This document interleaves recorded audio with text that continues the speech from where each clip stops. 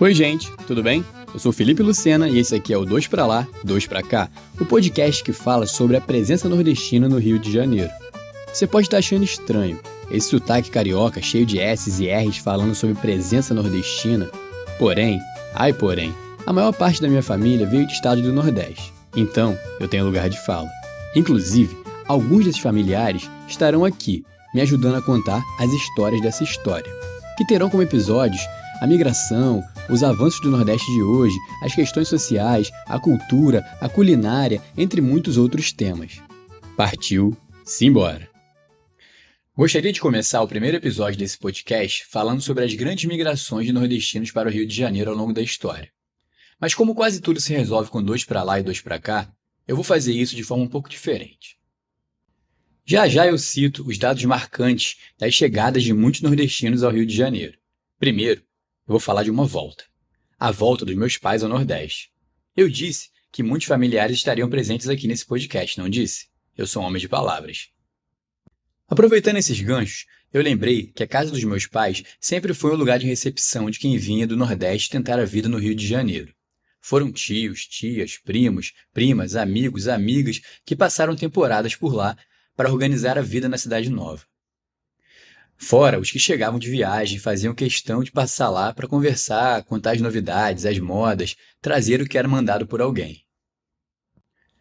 A casa dos meus pais, aqui no Rio de Janeiro, foi o lar de muita gente. Eu, criança, acompanhava atento toda essa movimentação. Hoje, tenho noção de como foi importante para essas pessoas. Nós sempre estávamos recebendo ou nos despedindo de alguém.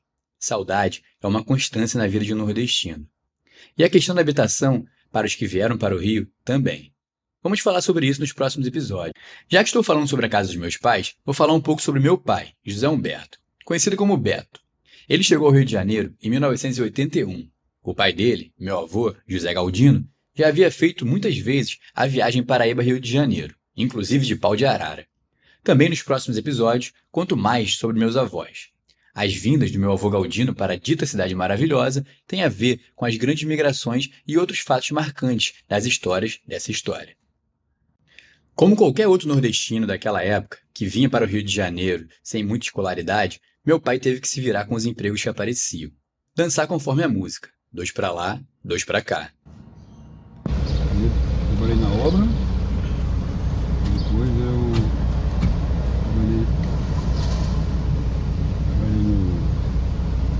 no faxineiro numa bodega, na freguesia mesmo. Depois fui trabalhar trabalhei de porteiro um tempo ainda lá na Pau Ferro. Mas foi, né?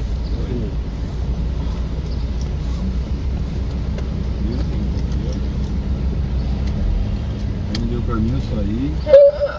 Fui trabalhar de cumim, lá no Lampião. Cumim? Cumim é aprendiz de garçom. Ah.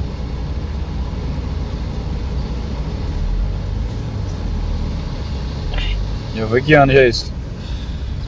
Foi em 84. Meu pai disse isso durante a viagem de volta que fizemos ao município onde ele nasceu e foi criado, Salgado de São Félix, no interior da Paraíba. Como jornalista, não perde a oportunidade de ouvir e contar histórias, eu gravei algumas conversas no carro, em que eu estava com ele, minha mãe, que se chama Osilane e é conhecida como Rose, e estava reclamando do calor no carro, pois o ar-condicionado tinha quebrado. Sim, quebrou no meio do caminho. E ela também deu um soluço esquisito, que parecia até um vocalista de metal, acho que vocês ouviram aí na faixa anterior. E meu tio Cacá, que revezou a direção com meu pai. Minha mãe e meu tio vieram da mesma cidade do meu pai, mas também viveram em Pernambuco, Recife, bairro de Casa Amarela. Estavam todos regressando à terra natal, menos eu. Eu não estava voltando para minha terra natal, mas eu sentia que estava indo para um lugar todinho meu, com direito a uma rede preguiçosa para deitar. Não sei explicar essa relação com o local, mas tenho certeza que tem coisa que não é para explicar, não é para entender. Tem coisa que é para sentir. E eu senti toda a força daqueles mais de 2.400 quilômetros. Não era só um veículo se locomovendo do Rio à Paraíba. Era uma vida querendo acontecer.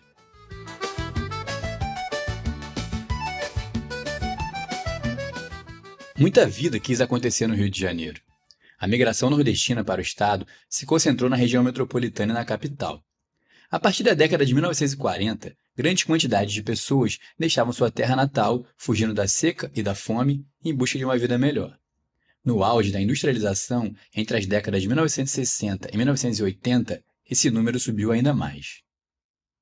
No livro Nordestinos no Rio de Janeiro, escrito pelo historiador e professor Fernando Cordeiro Barbosa, há um gráfico mostrando quantas pessoas migraram do Nordeste para o Rio nesse intervalo entre 1940 e 1980.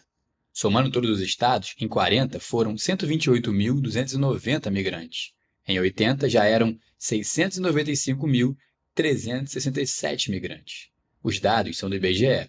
Eu encontrei o professor Fernando no restaurante Barraca da Chiquita, em Copacabana, na zona sul da cidade do Rio de Janeiro, para batermos um papo. Entre canecas de chopp e carne seca com macaxeira, ele falou sobre esse processo migratório e sobre muitas outras coisas. Vocês vão ouvir muitas falas do Fernando aqui nesse podcast. O cara sabe tudo sobre o tema, e eu aproveitei ao máximo a conversa com ele. Foram alguns chopps que nós tomamos. É que ela faz parte de uma mudança social na própria sociedade brasileira. E é interessante.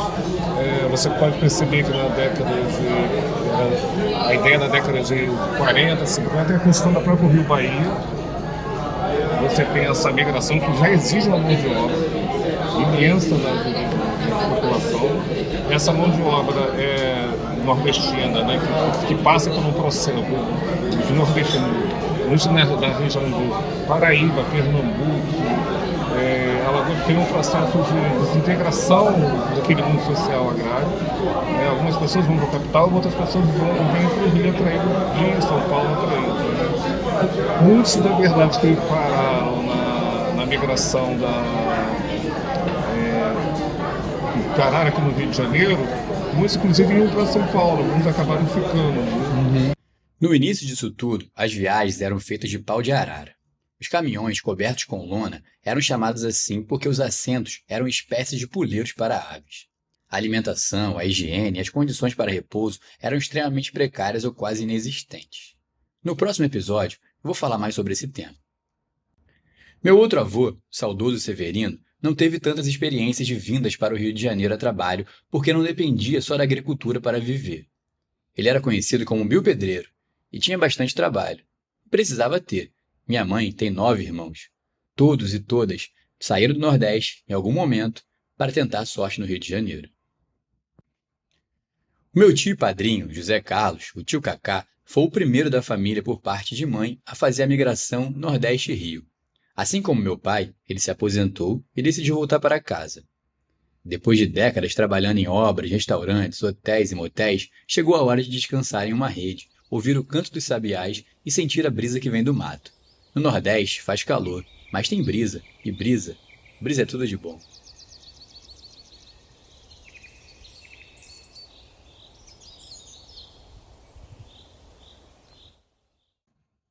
Em um episódio mais pra frente desse podcast, eu vou falar sobre as mulheres nordestinas. E como eu não sou besta nem nada, eu vou usar as da minha família como exemplo, pegar declarações, contar histórias.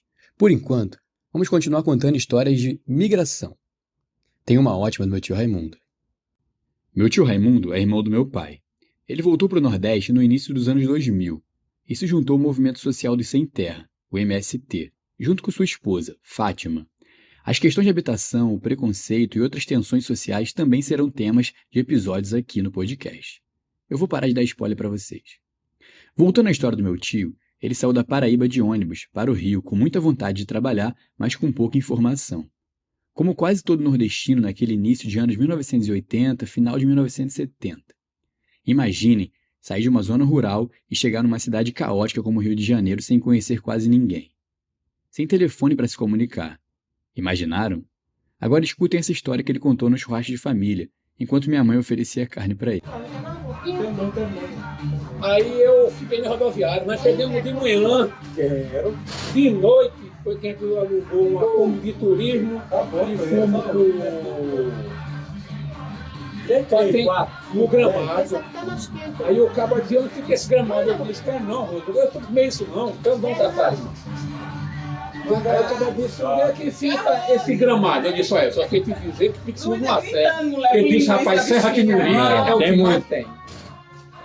Aí eu disse até mais a ele assim, olha, antes de chegar nele, tem uma churrascaria grande em cima da serra.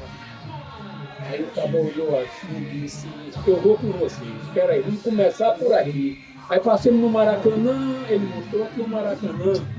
E aqui a Serra do Grajaú, chegou em cima, acabando da serra, né? Churrascaria grande do Cola. Aí ele foi, parou e perguntou, o gramado fica por aqui, o cara disse na descida da serra. O cara disse, olha, tu tá certo, vamos pra lá. Acertou. Aí acertamos assim, mostra pro dia tadinho, aí era na rodoviária. Sem ninguém buscar a gente, sem saber pra onde ia. Às vezes eu fico pensando, morro que só a gota serena e demos certo porque ele Na serra procurou uma serra certa, né? Não procurou uma serra errada.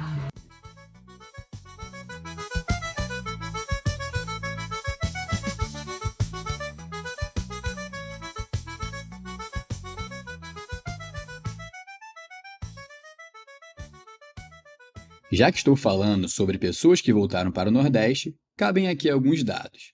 As migrações internas no Brasil caíram 37,5% de 2001 a 2009, ou seja, bem menos nordestinos, historicamente a população que mais migrou dentro do território nacional, saíram de sua origem para encarar a incerteza de um novo lugar. Além disso, mais pessoas oriundas do Nordeste passaram a fazer o caminho de volta nesse mesmo período. O motivo?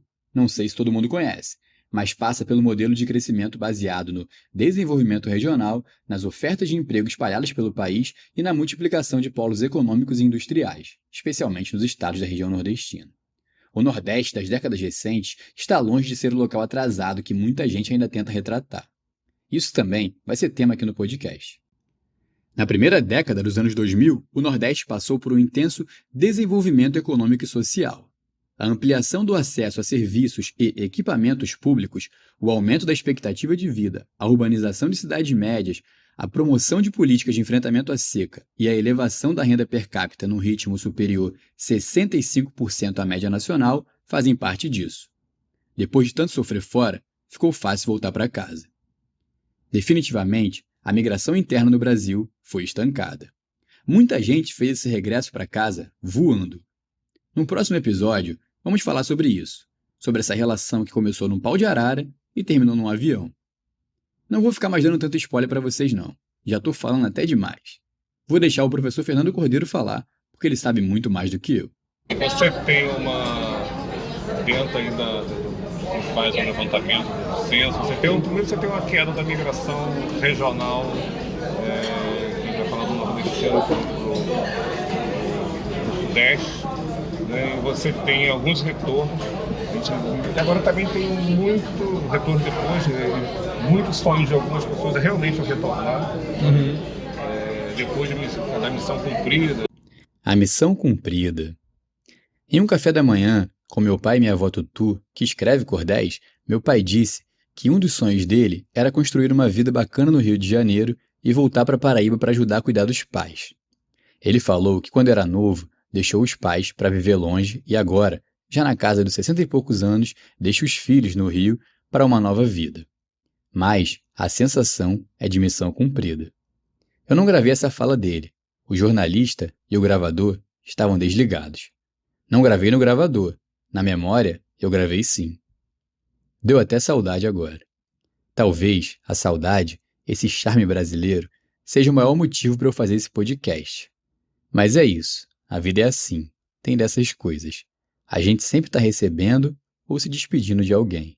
2 para lá, 2 para cá. Bom, já que estou falando sobre despedidas, vou me despedir de vocês e anunciar o próximo episódio de 2 para lá e 2 para cá, que vai falar sobre os transportes que levaram ou trouxeram nordestinos para o Rio de Janeiro. Do pau de arara, e tem uma história com navios também, hein? Vocês vão saber. Até os aviões, passando por ônibus que foram mudando ao longo dos anos. É isso. Depois falaremos também sobre a Feira de São Cristóvão. Tem muita coisa boa vindo por aí. Valeu, gente. Até a próxima. Partiu, simbora.